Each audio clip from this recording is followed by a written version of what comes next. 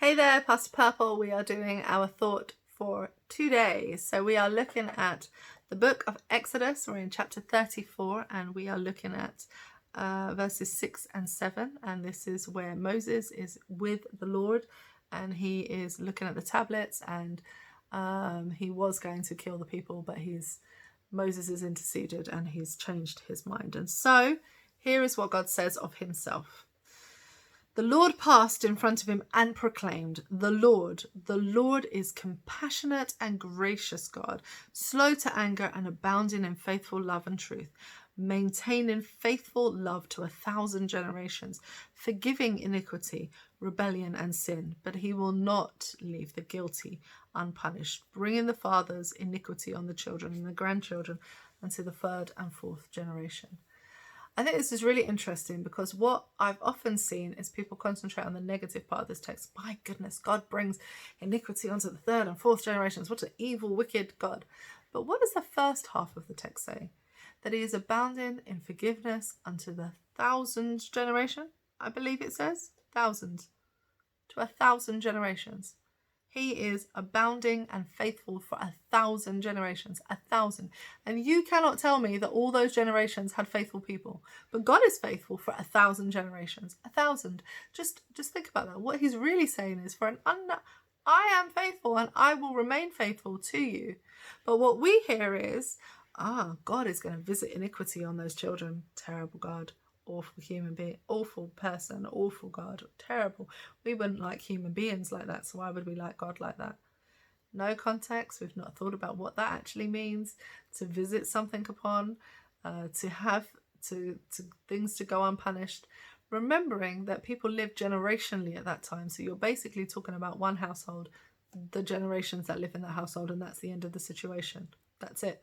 That everyone who was alive when the thing happened, that were part of the thing. That's what he's talking about, because they lived intergenerationally. But when he talks about the fact that he's loving and gracious and kind and that he forgives and that he is faithful, he talks about thousands of generations. Like, seriously? Like, it just goes forever. But yet still the human mind always goes to the negative. Don't you think that's just, it's amazing? And I have done that. I have been doing that in my past. Like, people always come to me with this text, like, how can God visit things down to the third and fourth generation? You know, I don't know, my grandparents, blah, blah, blah, they must have done this thing and now it's coming to me. Hang on. You don't live in the way that they lived. And what you're believing is happening may not be happening. So really investigate the text. Have a look at what stands behind what is happening. Actually have a look at the both sides of the coin, because what he's saying is that God is faithful. So if he promises something, if he's going to do something, if you say you're going to do something, he will be faithful to you. He will love you. He will keep you for 1,000 generations, forever, effectively. But if you are guilty, if you are deliberately and willfully doing evil upon somebody, and there are people within your midst that know that and condone it, then they will not go unnoticed. And isn't that what we want? We want a loving God that tells us people when they're doing wrong. What kind of loving God lets you mess up, kill things, do things that are harmful, and then just goes, okay? Who does that? Like, if a parent was actually just allowing the kid to do whatever, bullying other kids, poking other kids, you know, you've seen those parents on the playground and you've made judgments. I've been on the playground when those parents have sat there and their kid goes around pushing kids off of the slide. We had an incident where a few summers ago, some friends of ours and us were at a park and this kid was going around picking on every single kid. Now, we have children with disabilities within our two families, so we were like, quick, we were on it, get our kids out, you know, we're going to do that. But the other parents weren't doing anything about their kid. And we immediately have a conversation about, you know, that's not the right thing to do. I mean, you've got to really teach your kid not to behave like that. That's not, because it's not loving. It's not loving to leave a child uncorrected. It's not helpful to allow a child to become a bully, to never correct your child. That's not the loving thing to do.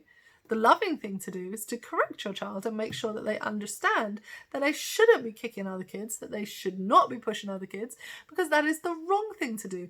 And one day they will meet somebody bigger and stronger than them, which is what happened, and that kid was going to kick the kids behind. So those parents went over to the other parents and said, hey, you need to stop this. This is not good enough. Because as parents, we know that the loving thing to do, the right thing to do. The kind thing to do is to make sure that we deal with the sin, deal with the wrong thing, deal with the bad thing at the time, and not allow it to go on. But when we keep a promise, when we make a promise, listen, 1,000 generations could go and I'm going to keep my word.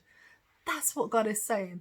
Isn't that wonderful? Well, check it out for yourself. Read the verses, discuss with a friend, see what you think. Have a good one. Bye-bye.